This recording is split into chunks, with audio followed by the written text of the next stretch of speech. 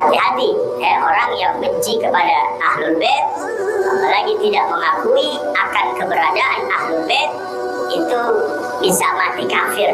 Wahai Ustadz, sebelum main vonis mati kafir ke orang, mendingan cek dulu deh, udah lulus fikih dasar belum? Usuluddin paham gak tuh? Jangan-jangan baca kitab aja masih ngandelin catatan kaki. Jadi gini Tats, gak ada yang bilang Ahlul Bait itu gak ada. Emangnya mereka makhluk mitologi gitu? Yang jadi masalah itu bukan eksistensinya Ahlul Bait, tapi yang ngaku-ngaku cucu Nabi, padahal silsilahnya aja udah kayak mie keriting yang dipelintir-pelintir. Nih ya, cinta Ahlul Bait itu mulia. Tapi kalau cinta berubah jadi taklid buta ke semua yang ngaku-ngaku dzuriyah, itu bukan cinta, itu fanboy akut. Lagian kalau semua yang ngaku keturunan langsung dianggap suci, ntar ada orang lewat bisa ngaku cicit Nabi terus minta sayang dong. Yuk ngaji lagi Ustadz, biar nggak jadi buzzer nasab. Dalam kitab Syaraful Muhabbad li Ali Muhammad, Syekh Yusuf bin Ismail An-Nabhani radhiyallahu anhu menyatakan, man mata ala hubbi Ali Muhammad mata syahida. Ala wa man mata ala hubbi Ali Muhammad mata maghfuran lahu. Ala wa man mata ala hubbi Ali Muhammad yuzaffu ila jannah kama tuzafful arus ila baiti zawjiha. Ala wa man mata ala bugdi Ali Muhammad mata kafira. Ala wa man mata ala bugdi Ali Muhammad maktuban baina aineh ayyisun min rahmatillah. Ala wa man mata ala bugdi Ali Muhammad lam yasumma raihatal jannah. Itu diancam sama Nabi. Diberikan kabar gembira pun diancam. Diberikan kabar gembira bagi orang yang semasa hidupnya ada kecintaan kepada Ahlul Bait. Diberikan ancaman semasa hidupnya bagi orang yang ada kebencian kepada Ahlul Bait. Nah, tadi kita semua udah denger nih satu hadis lumayan panjang. Isinya ancaman buat orang yang benci Ahlul Bait. Ya bener sih, benci itu ujung-ujungnya tragis. Apalagi kalau bencinya sama kebenaran. Tapi ingat ya, yang kita benci itu kebatilan, bukan orangnya. Apalagi kalau cuma modal ngaku-ngaku. Tadi kan kita dengar bersama Ustadz ini bahwa hadis yang dinisbatkan sebagai ancaman dari Kanjeng Nabi Shallallahu Alaihi Wasallam. Nah, sekarang wajar dong kalau kita tanya, emang beliau pernah bersabda kayak gitu Ustadz? Oke, mari cek. Ternyata hadis ini nggak cuma nongol di kitab yang Ustadz tadi baca, tapi juga ada di tafsir Al-Kasyaf karya Imam Zamakhsyari dan tafsir At-Tha'labi, juz 23 halaman 361. Dan beneran, versinya malah lebih panjang lagi, kayak sinetron yang belum kelar walau udah 200 episode. Nah, yang seru nih, hadis ini sama Ibnu Hajar Al-Haytami malah dicium-cium dulu. Katanya, baunya amis palsu nih. Dalam kitab Syawaikul Muhriqah dijelaskan begini. Adapun riwayat yang mengatakan, wahai Ali, sesungguhnya para pengikut atau syiah kami akan dibangkitkan dari kubur mereka pada hari kiamat, meskipun di dalam diri mereka ada dosa dan aib, dengan wajah bercahaya seperti bulan purnama, maka itu adalah hadis maudhu alias palsu. Sebagaimana banyak hadis lain yang sejenis dari model seperti ini sebagaimana dijelaskan oleh Ibnul Al-Jauzi dalam kitab Al-Maudhu'at alias kitab hadis KW. Nih, perhatikan nih. At-Tha'labi juga meriwayatkan sebuah hadis panjang dari jenis yang sama dalam tafsirnya terkait firman Allah Ta'ala. Katakanlah, aku tidak meminta kepadamu suatu upah pun atas seruanku ini, kecuali kasih sayang dalam kekerabatan. Syekhul Islam Al-Hafidh Ibnu Hajar berkata, tanda-tanda kepalsuan tampak jelas pada hadis ini. Ini berkaitan dengan ibarah yang ada di kitab tafsir As-Salabi tadi, yang ini nih. Wah, ternyata hadis yang dibawa sama Ustadz Muhibbin ini ternyata hadis palsu. Minimal fishy smelly lah ya. Pesan buat Muhibbin, sebelum bawa-bawa hadis buat ngancem-ngancem orang, mending cek dulu, itu hadis ori apa KW super? Jangan-jangan levelnya malah KW pasar malam. Nabi katakan dalam kitab Syaraful Mu'abbad ditulis oleh Imam Yusuf bin Ismail An-Nabhani radhiyallahu ta'ala anhu arda, beliau menyatakan man mata ala hubbi ali Muhammad, siapa orang yang meninggalnya dalam keadaan cinta kepada keluarga Nabi, man mata ala hubbi ali Muhammad, siapa orang yang meninggal dalam keadaan cinta kepada keluarga Rasul, mata maghfuran lahu, matinya dalam keadaan diampunin dosa. Karena nggak sempurna iman kita kalau nggak cinta kepada ahlul bait. Abu Arda beliau menyatakan man mata ala hubbi ali Muhammad, siapa orang yang meninggalnya dalam keadaan cinta kepada keluarga Nabi, man mata ala hubbi ali Muhammad, siapa orang yang meninggal dalam keadaan cinta kepada keluarga Rasul, mata maghfuran lahu, matinya dalam keadaan diampunin dosa. Karena nggak sempurna iman kita kalau nggak cinta kepada ahlul bait. Kitab yang ente kutip itu, maaf nih, bukan kitab hadis. Itu lebih mirip buku fan letter penggemar berat Habib buat Habib. Ibaratnya kayak fans klub BTS, cuma bedanya ini versi sorban. Lah, dari situ kok bisa-bisanya ente bikin doktrin ini iman, ini kafir? Hadis itu harus dites lewat sanad dan matan, Tat. Nggak bisa cuma gara-gara disebut di kitab, terus langsung dianggap wahyu kedua. Itu bukan agama. Itu fanatisme lokal rasa titanium. Makanya cintai seluruh habaib, cintai seluruh syaraif, meskipun mereka itu bukan orang terkenal atau bukan orang yang alim.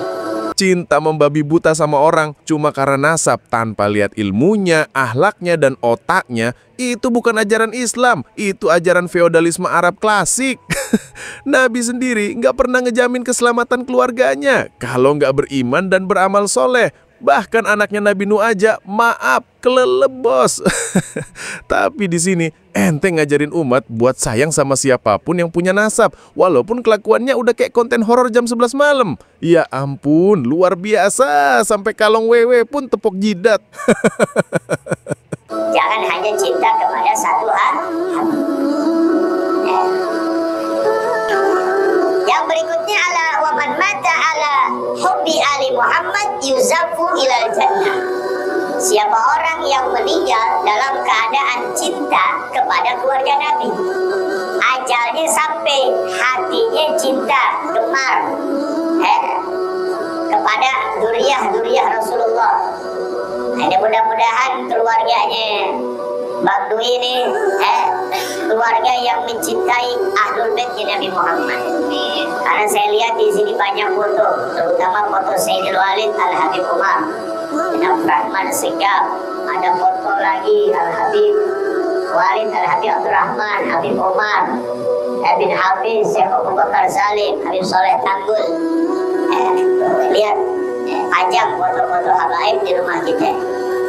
Jadi sekarang ukuran kesalehan itu dari jumlah poster Habib di dinding ya? Wah, kalau gitu rumah percetakan poster bisa masuk surga tanpa ngantri. Lah, Nabi itu ngajarin ilmu sama amal, bukan lomba dekor rumah full wajah orang. Ini mah bukan dakwah, ini pameran seni rupa. Man nazara ila wajhil alim nazratan fafariha biha khalaqallahu ta'ala min tilka nazrah malakan yastaghfiru lahu ila yaumil qiyamah. Nabi katakan man nazara ila wajhil alim, siapa orang yang memandang wajah orang alim, di saat dia memandang wajah orang alim ada kebahagiaan, senang kepada orang alim, apalagi orang alimnya Habib duriah Nabi Muhammad. Maka Allah ciptakan malaikat yang terus menerus beristighfar untuk dia sampai terjadinya hari kiamat. Jadi dosa kita habis berkat istighfarnya para malaikat. Terus katanya ada hadis memandang wajah alim berpahala. Pertama, hadis itu aja udah banyak yang kritik validitasnya. Kedua, sejak kapan wajah Habib jadi objek ibadah? Kalau gitu, tiap buka IG para Habib, dosa langsung luntur dong. Jadi ala man mata ala hubbi ali Muhammad mata mu'mina. Ala wa man mata ala hubbi ali Muhammad mata maghfuran lahu. Yang terakhir, ala wa man mata, siapa orang yang meninggal dalam keadaan cinta kepada keluarga Nabi, yuzafu ilal jannah, nanti diarak, masuk surganya diarak pakai hadroh. Yuzafu itu diarak ilal jannah kama tuzaful arus ila baiti zawjah, sebagaimana diaraknya pengantin perempuan menuju rumah suami. Dan entah kenapa, narasinya puitis banget. Tapi maaf, ini bukan film Bollywood, bro. Surga itu nggak dibayar pakai pantun indah. Hadis palsu itu nggak bakal nyelip jadi tiket VIP di akhirat. Tapi diancam juga sama Nabi. Man mata ala bukti ali Muhammad mata kafirah. Orang yang meninggal dunia dalam keadaan benci kepada ahlul bait, maka matinya mati kafir. Nah, yang bikin ngakak lagi, vonis kafir dilempar kayak lempar sandal. Nabi aja hati-hati banget. Imam Nawawi sama Ibnu Hajar juga nggak gegabah. Lah ini, orang cuma beda pandangan dikit, langsung divonis neraka. Ini ceramah agama atau ancaman preman pasar? Terus mainnya selalu diksi dramatis, benci versus cinta. Padahal kritik itu bukan benci. Nanya nasab, ngecek integritas, ngecek ilmunya, itu semua kewajiban. Kalau semua Habib dianggap sakral, ya jelas semua kritik bakal dicap dosa. Pertanyaannya cuma satu, dia bawa kebenaran apa cuma bawa marga keluarga? Makanya tidak ada untung rugi bagi habaib. Kita yang bukan Habib, mau kita cinta sama Habib, Habib itu tidak untung. Atau kita benci kepada Habib, Habib itu pun tidak rugi. Untung ruginya kembali kepada kita nih, yang bukan Habib. Kalau gitu, kenapa tiap nasabnya dikritik langsung mode singa on? Haha, marah-marah, ngancem-ngancem, bawa pasukan. Lah, katanya nggak rugi, kok emosinya kayak harga saham turun? Untungnya apa? Ruginya apa? Nih, gue jawab sekalian. Rugi jelas ada. Jamaahnya nyusut. Pendawiran ikut tipis. Status sosial ambyar. Gimana nggak rugi? Gengsi yang biasanya melayang di awan, langsung jatuh kayak layangan putus. Ya udah, mau dibilang nggak rugi, tapi aslinya rugi material iya, rugi mental iya, rugi gengsi apalagi. Tinggal rugi akhlak yang nyusul. Makanya silahkan datang ke majelis taklim, bagus. Tapi lihat bagaimana keadaan gurunya. Kalau itu guru mengajarkan kita benci kepada keluarga Nabi, apalagi nggak percaya dengan adanya keluarga Nabi, tinggalin. Walau dia nggak mempan dibakar api, walau dia punya keramat, misalnya bisa jalan di atas air, kebal dari macam senjata, tapi dia ngajarin kita benci sama habaib keluarga Nabi, keluarga Rasul, tinggalin. Jangan ngaji sama dia. Ada itu dolu, sesat dan menyesatkan. Lah, udah gue bilang dari awal ya, gak ada yang bilang Ahlul Bait itu gak ada. Emangnya Ahlul Bait itu dewa Zeus yang nongolnya harus dibuktikan pakai sambaran petir. Yang jadi masalah tuh bukan eksistensinya Ahlul Bait, tapi yang ngaku-ngaku cucu Nabi, padahal sisilahnya ada udah kayak mie instan yang dipelintir-pelintir. Mau dibumbuhin micin atau direbus 3 menit pun tetap aja nggak nyambung ujung ke ujung. Jadi, kalau ada guru nyuruh kita cintai semua yang ngaku nasab, tanpa lihat akhlak dan ilmunya, itu bukan ngaji. Itu ikut arisan fan club. Karena itu tidak sesuai dengan perintah Allah. Makanya kalau kita jadi da'i, jadi seorang ustadz, sampaikan. Kalau memang pada babnya tentang habaib, sampaikan. Agar umat yang belum tahu jadi tahu. Jangan ada perasaan, wah kalau Anda nerangin tentang Habib, nanti Anda kalau saya ingin aja sama Habib. Enggak begitu. Justru kalau kita lillah wa fillah menyampaikan yang hak apa yang kita tahu, berkat disebutnya nama mereka, maka nama kita pun akan menjadi naik. Dai itu kerjaannya nyampein Islam, bukan jadi agen marketing nasab. Islam itu agama tauhid, bukan katalog keluarga besar. Kalau ada dai minder sama Habib, itu masalah mental, bukan masalah akidah. Dan kalau setiap ceramah harus sebut Habib biar dapat berkah, itu mah bukan dakwah, itu endorsement. Dan penutupnya itu loh, kalimat favorit para kolektor hadis doif. Ala wa man mata ala bughdhi ali Muhammad, ketahuilah orang yang benci kepada keluarga Nabi, begitu dia mati maktuban baina aini, tertulis di antara kedua matanya, di jidatnya, ayisun min rahmatillah, orang ini orang yang putus dari rahmat Allah, gak dapat kasih sayang Allah. Yang terakhir, ala wa man mata ala bughdhi ali Muhammad, ketahuilah bahwa orang yang meninggal dunia benci kepada ahlul bait, maka lam yasumma raihatal jannah, orang itu gak bakal bisa mencium baunya surga. Bau surga itu hak prerogatif Allah, bukan hasil rapat panitia. Gak bisa orang dicabut harapan rahmatnya cuma karena kritik struktur sosial yang ente jagain. Cinta ahlul bait itu wajib, tapi kalau cinta itu dipakai buat nutupin kedustaan, kesombongan, dan eksploitasi umat, itu namanya cinta yang udah kebanyakan micin. Takbir.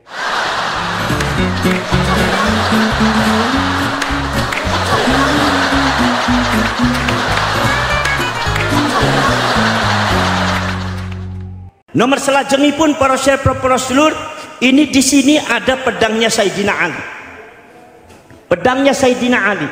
Ini menunjukkan bahwa perjuangan Wali Songo Indonesia Laskar Sabilillah itu adalah dipimpin oleh para ulama dan para kiai, yaitu adalah yang sudah nyata secara DNA dan sejarah para ulama Indonesia itu keturunan Sayyidina Ali min dzurriyyatir Rasul. Saudara, beberapa keturunan daripada Wali Songo sudah tes DNA. Termasuk alhamdulillah keluarga saya sudah tes DNA.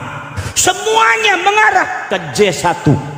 Maka dari itu saudara-saudara kalian, ini menunjukkan saudara-saudara kalian, keturunan yang asli daripada dzurriyyatur Rasul itu adalah bukan dari marga Ba'alwi, dan ini sifatnya ilmiah. Tidak dengan gabukan, bukan karena kebencian, bukan karena hasud, bukan karena adawa permusuhan, tapi ini ilmiah, catatan dan hasil data ilmiah secara sejarah, secara manuskrip, bahwasanya dzurriyyatur Rasul yang asli di Indonesia adalah para ulama, para kiai yang ada di Indonesia. Dan keturunan Wali Songo itu dzurriyyatur Rasul, keturunan Sayyidina Ali. Jadi kalau keturunan Wali Songo itu Alawiyun Sayyidina Ali. Kalau Ba'alwi itu bukan Alawi, Alwiyun, karena keturunan Alwi bin Ubaidillah. Lamnya disukunkan. Awas beda Alwi dengan Alawi. Maka kalian menyebut Ba'alawi jangan Ba'alawi, tapi Ba'alwi. Ba'alwi bin Ubaidillah. Yang sekarang sudah didapatkan hasilnya bahwa Alwi bin Ubaidillah itu tidak ada catatan di dalam sejarahnya, sehingga Ki Imaduddin Al-Bantani mengatakan bahwa Alwi bin Ubaidillah itu adalah bukan cucunya Said Ahmad Al-Muhajir, bukan cucunya bukan putra dan cucunya Said Ahmad Al-Abah An-Nafat, artinya bukan cucunya Rasulullah. Itu kita harus ketegasan ada. Kenapa? Sebab penghancuran bangsa ini juga diawali dengan pengklaman terhadap mereka-mereka yang mengaku cucunya Rasulullah, akhirnya merusak bangsa ini dan merusak mentalitas daripada generasi muda Indonesia. Ini Sayyidina Ali.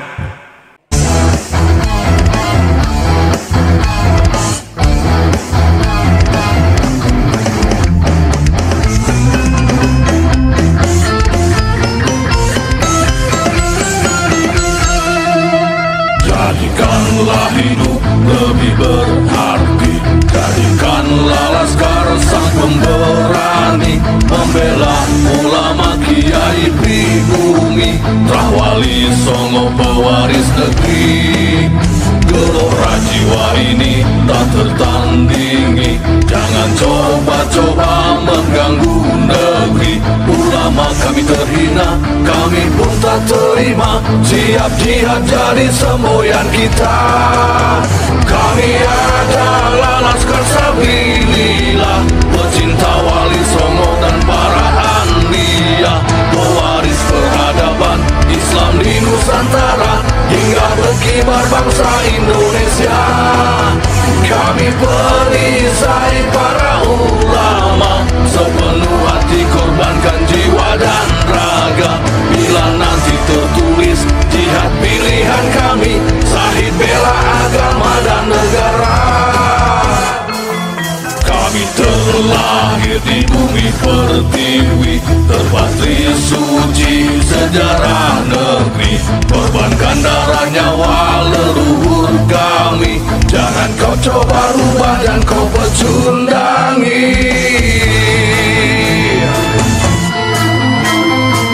Wali Songo adalah zuriat Nabi, santun berakhlak berbudi pekerti, wariskan agama dan budaya Islami. Jangan coba nodai kami, bela sampai mati.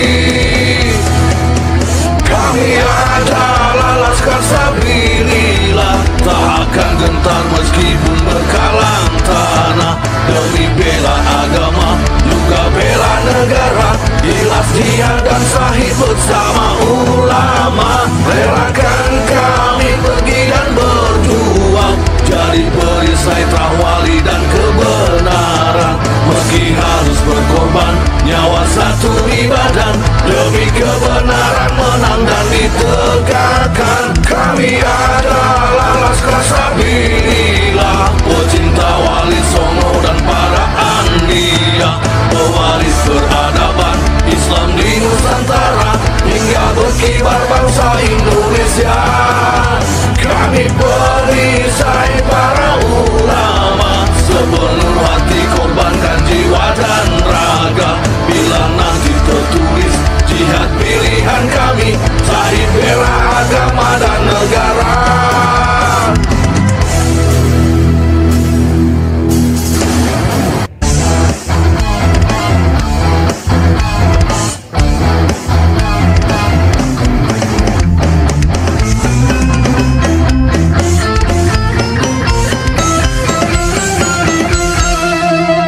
Jadikanlah hidup lebih berarti, jadikanlah Laskar sang pemberani, membela ulama kiai pribumi, Trawali Songo pewaris negeri.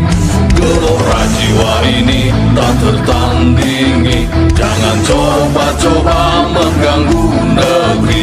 Ulama kami terhina, kami pun tak terima. Siap jihad jadi semboyan kita. Kami adalah Laskar